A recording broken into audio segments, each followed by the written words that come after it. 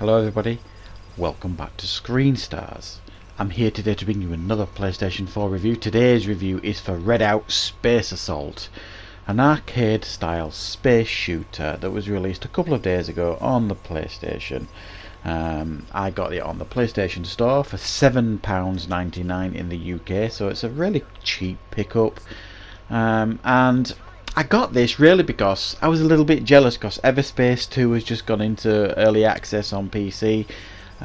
It's a game that I think looks really cool, and we're obviously not going to get that on PlayStation 4 for at least 12 months, I'm guessing. I did play the first Everspace on PlayStation. It's a game, I think I put some gameplay up, but I've never got around to reviewing that game. However, let's focus on this game. Redout Space Assault. What can you expect with this game? Well, a fairly basic, simple space shoot 'em up that is very old-fashioned in its style. It is more in line with the traditional side-scrolling shoot 'em ups from, from certainly my early days in the arcades and things. It's got that spirit about it. It's a very easy pick up and play game, and essentially there isn't really a story here. There's just a series of missions that you go through, and you're basically fighting against space bad guys. Even though this is voice acted, which is a very pleasant surprise, I didn't expect it to be voice acted, and the voice acting is actually much better than I expected it to be. All the missions are voice acted in a sense of you get an introduction as to what the mission is, and at the end of the mission and little bits in between the mission, the chatting in between cockpits and pilots and things, and a bit of interaction with the enemy.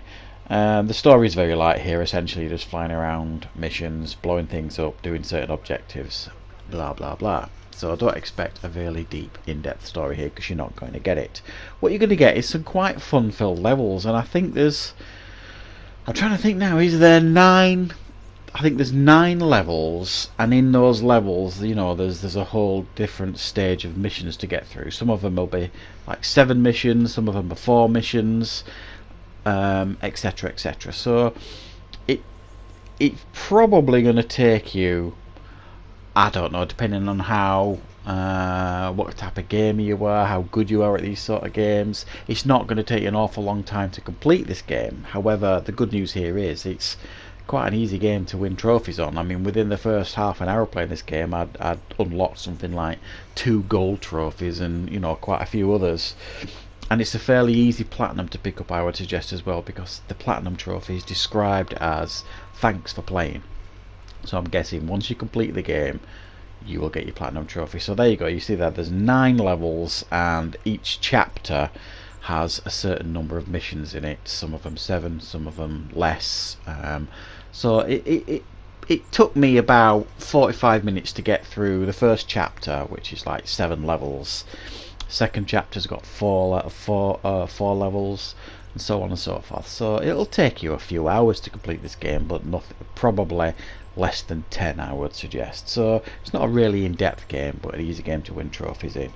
Now, in between missions with this game, you get the option to upgrade your ship by earning coins in missions. You get coins at the end of missions, but you can also pick up extra coins within missions by blowing up asteroids, things like that.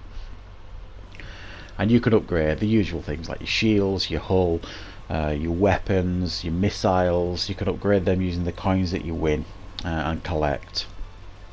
You can also customize your ship. Now when I say customize, it's mainly changing the colours of the ship more than anything else, but it is nice to have an option to change how the ship looks in that sense. So the customization options are nothing special. The upgrades are nothing special. There's also like a bonus card option at the end of levels that you get to unlock. You can put like a buff on your shields or your missiles or something like that. One of the biggest problems I found with this game was, no matter how much you upgraded, be it after a mission or using these bonus cards, it never felt like it had any effect in the game. No matter what you upgraded and how you upgraded, whether you buffed up your weapons, your shields, your hull, it still felt like you died fairly easily if you got you know, hit too many times by the enemy, etc, etc. So it felt like it was filler. The in-between mission stuff, it didn't feel like it had much of an effect once you got in the actual gameplay part of the game. And the gameplay is fast and frantic, and it's basically you spinning around, trying to avoid missiles and being shot by the enemy, all in the while trying to blow them out of the sky. So it's very arcadey action. Now at times it feels like you're almost on rails playing the game, because there is quite limited maneuverability here. There's only certain parameters you can move around in the screen. It kind of guides you to certain areas, so it's not a free-flowing space flight sim. You can't just fly anywhere you want around the map. It kind of gently nudges you in certain directions, and if you move out of the way, it'll tell you to go back to the mission area. It's one of those type games, so it feels very linear, the missions themselves. The mission objectives to me didn't always feel clear. I failed missions not knowing why. For some reason it took me a few attempts to figure out what they wanted from me. And sometimes you'll go into a mission and it'll say, right, you've got to kill 60% of the enemies, but the maneuverability of the ship will sometimes prevent you. You'll fly past enemies when you don't want to fly past enemies. So it's sometimes you'll fail a mission and you don't feel like it's your fault. But the very core of the game, it's very simple, fun gameplay. It's a space arcade shoot 'em up. Looks quite pretty. I think it looked quite pretty for the price that you pay for a game like this. Quite impressive voice acting, but a very limited basic game at the end of the day. Cheap to pick up, but not much really to speak about. So I'm going to give this one a 6 out of 10. It's a fun pick up and play arcade shooter, but don't expect an awful lot more from it. So thank you very much for watching, everybody. I hope you found this review useful, and of course I will be back with more content on the channel very, very soon.